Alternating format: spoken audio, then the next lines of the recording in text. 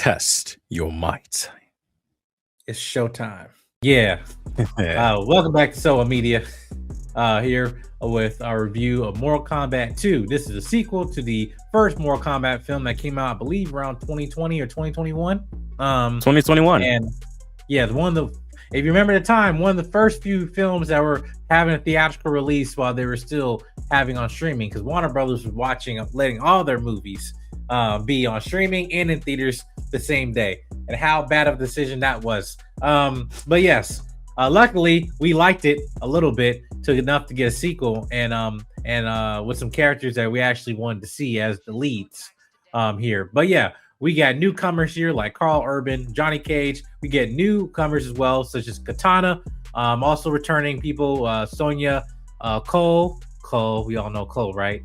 But also Hanzo, Scorpion, and new versions of other ones, Bihan, and Jade, and other stuff. Kano, Jax, a lot of newcomers, new fighters to test their might, right? But I will say this, that I will successfully say that they actually did a very good job of actually, I will say, re-sanctifying themselves in a way where it's like, that was entertaining. You decided, you got your palate cleanser of the first movie. You're like, all right, we were able to make this possible. Learn what worked, we'll learn what didn't. And in this movie, we actually lean into more of the theatrics and more of to like not taking ourselves seriously. Let's forget dialogue here. Let's just it's all about the fighting here. Yeah, there might be some scenes, you might have some ADR here, if you're not paying attention, but it's all just, just scripted dialogue to get to the next fight. But J King, what was your thoughts to say of Mortal Kombat 2, the sequel that I feel kind of re-sanctified the franchise hopefully for another installment? When I saw the film, the one thing that came to my mind was just like, they embraced the elements of the game more so than the first, or at least probably some of us remember that 2021 movie was very like, it had some of the characters that we knew, like Sonya, Jax, Raiden, Scorpion, and all them, but it was very much muted, and it was more set up and build up than it was the actual tournaments, which was a huge criticism with that movie. It's just, it was all build up with no release, if you catch my drift. But this one is like, no, we're leaning hard into it. It's like, okay, the Mortal Kombat tournament, it's happening now. Characters are dying left and right. We got Outworld, we got Shao Kahn, and we're bringing in characters that people actually care about. We're not bringing in more original characters. It's more we're bringing in characters from the games that we want to see. And I think in terms of just like embracing the energy and embracing what Mortal Kombat is, this movie succeeds. It's vibrant, it's colorful. All of the stages, such as Outworld and the Netherrealm, all look exactly like how they do. This feels like you're playing one of the Mortal Kombat games where the dialogue scenes are the cut scenes, and then you're there with the actual fight, even with the included health bars a bit, or at least something representing that. So I say on a lot of those fronts, they really did a good job. Especially, I say the new characters that were brought in were definitely show stealers, along with Scorpion, who was already a show stealer.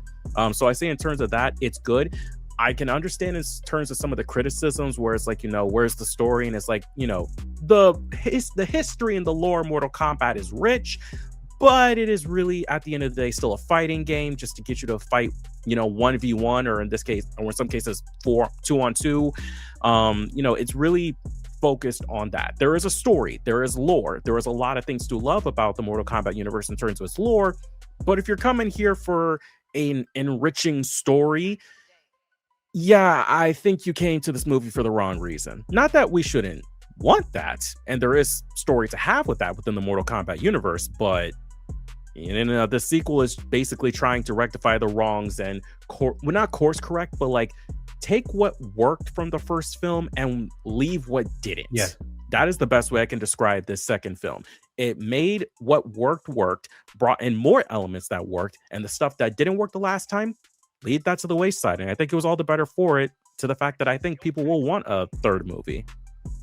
Yeah, one was the biggest one was actually having a lead that we wanted to see, who's an actual character in the game, which is Johnny Cage, played by Karl Urban. Now, I'm not gonna lie, Karl Urban, I was a little bit, hesitant about, okay, he's playing Johnny Cage. I think there's many other actors a lot or younger that could have, do a nice interpretation of him. But this version of Johnny Cage. Is an older seasoned actor, you know, who's like missing this heyday and everything like that, and then now he's been chosen to defend Earthrealm, you know.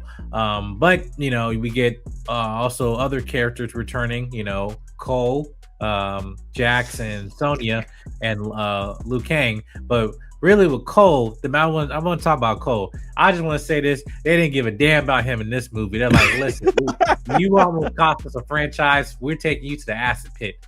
First of all, acid pit was in this movie, and in the camera pan, it was all them like, you know, like in the game, just side view. They view that was funny. But also just like, listen, man, if you're just if anything, if you were gonna make this type of re-sanctification of a character and stuff like, and actually make, you know, Cole the new modern day Scorpion or something like that, maybe I think that's something all of us are waiting for. Like, okay, what are you gonna do? And yet you still have this kinetic, you know, armor shit with all this, you know, batons and stuff. That means nothing. That can't stand nothing to Shao Kahn. He's like, bro, and even with this healing factor, I'm still gonna get that ass. I'm still whipping that ass. I'm still dropping you into the acid pit. It wasn't stopping him. And just like, and then he got new abilities now. He can charge up energy. I'm like, bro, I ain't saving you. Not today. Not today. So yeah, his soul never returned to the lands in which they came. But yeah, aside from that, we also get new characters like Katana. Great character in this movie. I thought just set the emotional arc of this movie, where I thought far better than what they did with Cole in the first movie. But like, you want to have an anchor, emotional anchor with family and stuff like that. The fact that she's avenging her father, her mother's now this demented person now, and everything crazy. That fight was with Sonya was off the chain in that pit. But yeah, Katana also with Jade as well. You know, I thought they did a really good job with with those two characters, where, you know, a sister relationship. But yeah, I thought was Adeline Rudolph. Yeah, Adeline Rudolph. That's Katana. Yeah. Yeah, I think she did a great job. Like this definitely was a standout for her, and was not no like, oh yeah, she just in the position of Katana.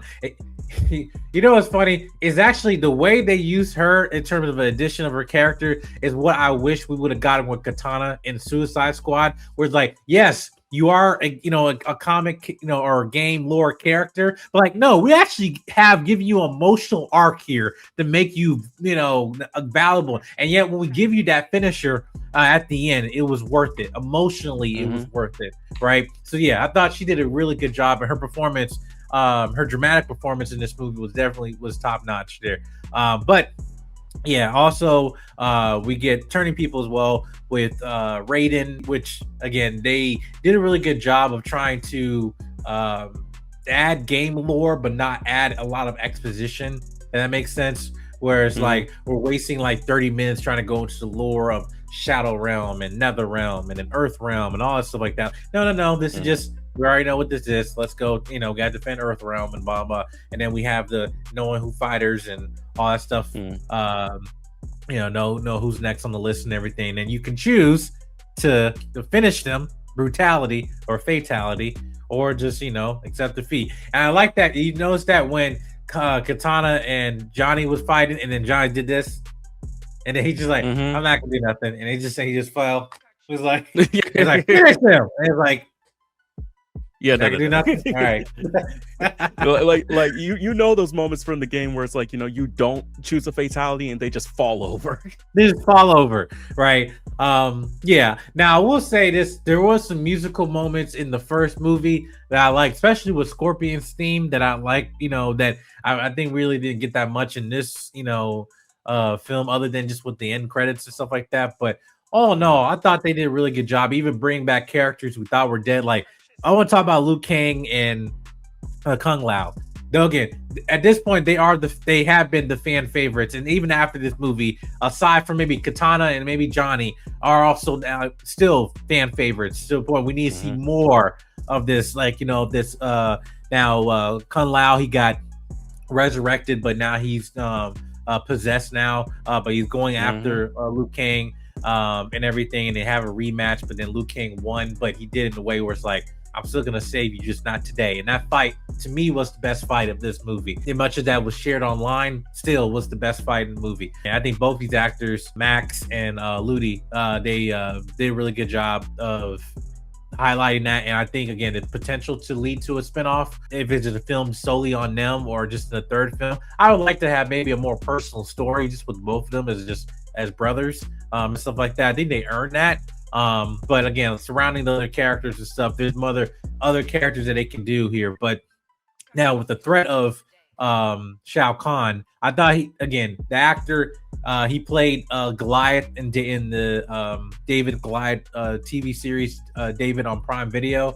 I actually interviewed him about a year ago. But great guy. But I thought his physique, even though he was more physical presence, I think that was a good villain to add into this. Again, mainly connecting to the Katana story. I thought they did a really good job there. But aside from that, there's not really much else I can say. This film is basic to the point. It's entertaining, but I don't feel like you guys can waste your time. This is actually one you want to go to the theater to see. Just like if you're a video game, lover of the franchise. There's an Ed Boon cameo. Yeah, I mean, outside of the usual Scorpion get over here, he does actually make an appearance in the bar with Johnny, so that was pretty nice. I hope when we get a third film, he finds a way to like insert himself again into this. Yeah, and I thought like maybe adding some other like voice actors or other stuff there, just like make it more like you're not taking yourself seriously and we're having fun. Even like when you brought Kano back in this movie, it was just fun. They add another dynamic to the film. But again, you have other wisecracking characters like Johnny and other stuff. New characters like Baraka. I thought that sequence was good. Now, I will say again, with the action, the choreography for this was way better, and they lean into more video game fatalities in this than they did in the second and in the first movie. Because even when scenes that don't visually this looks cheap, but I'm like, I know exactly what you're doing. And I'm like, I'm okay with it. Like that's where there's I'm like, don't pull your punches. Yeah, like there's so many moments in here where it's like, even if some of the things don't look the best, like that they did it because they truly love the games. Like for example, Johnny versus Baraka, like using the environment sometimes that the Mortal Kombat games or even the Injustice games, that the same studio made, did in terms of that fight. Or just again going back to the Liu Kang and Kung Lao fight, having Liu Kang versus what's basically a setup for like the Revenants, for those who know that story within Mortal Kombat, that whole thing going on there, that just beautiful in terms of like, again, using their special fighting moves and all that stuff, and just again the environment. And I will also say that final fight between Katana and Shao Kahn, not mixed, but like aligned with the final fight of like Kano, Johnny, and Scorpion versus Bihan, who has returned in this film, as Noob Saibot we were expecting was gonna happen. Those two emotional moments, they really, intersected, because it's like it was almost like one, how do I say it? Like one dance in a sense, where it's like, we're fighting him, boom, done. Goes to Raiden, and now that Raiden got his shit back, Katana can finish him off. It's like it was like one cohesive narrative that I really love that moment. I really love how this final fight goes, because it feels like everything from the film and even some bits from the last film were building to this moment of like victory for Johnny and for Katana, who I will definitely say like those two are the big emotional characters of this film. Like it is really the story of Johnny Cage and the story of Katana. Johnny on his road to finding who he is, and Katana for revenge for her family. Now I will also say with Katana, in terms of stuff like that, I do like how they did explore a little bit with the backstory of like, her mother Sindel and her father King Jared. Funny enough, no mention of Melina, even though she was in the first movie and is a clone of Katana. We had never addressed that. And maybe they're trying to rework that, because you look at Sindel and you look at King Jared and you're like, okay, with Katana that makes sense. With Melina, something don't add up here. Something does not add up here. So who knows? But again, I will say, just in terms of the emotional core of this film, as much as some people would probably say like there's some things that go by fast, and some things do extremely go by fast, I think the heart of it is there. You know, I think they did not give up on the heart of this film, and that's one thing that I really appreciate. On top of, you know, our two new leads being badass, Scorpion stealing the show, and freaking Kano, man. You know, speaking of the whole, like, you know, oh, not even explaining shit, I love how Kano was just like, oh yeah, Bihan's back. Or is it Bihan? I mean, that Sub-Zero guy, you know, the guy who killed your family. Let's move on from that. He's back. All right, we need you to fight him. Yeah, no, that I thought the comedy in this was a lot more like, even not just with the comedy, but just the pacing of it, of how you're putting fan favorite characters at the right time of the story, and also kind of having quick flashbacks of like what of the first film, at least like we know like the emotional weight of Scorpion's return and when coming here. But yeah, I thought it did a really good job here. But this movie passed and definitely is better than the first one. This is really what the first movie should have been. But yeah, that concludes our review. Make sure you hit the subscribe button, comment, like, and share. Let us know your thoughts on Mortal Kombat 2. And hopefully when we see Mortal Kombat 3, we get some new champions and everything, maybe some DLCs or whatever. It's Warner Brothers. They can, you know, use some toys. Terminator. They could spill they could spill some over, you know, just a quick glimpse. And I mean, in terms of new characters, I mean, I'm waiting for Kenshi. I'm waiting for Kenshi at some point. Yeah, Kenshi, all of it, yeah. So we'll see. Only time will tell. But we'll see you guys next video. Peace.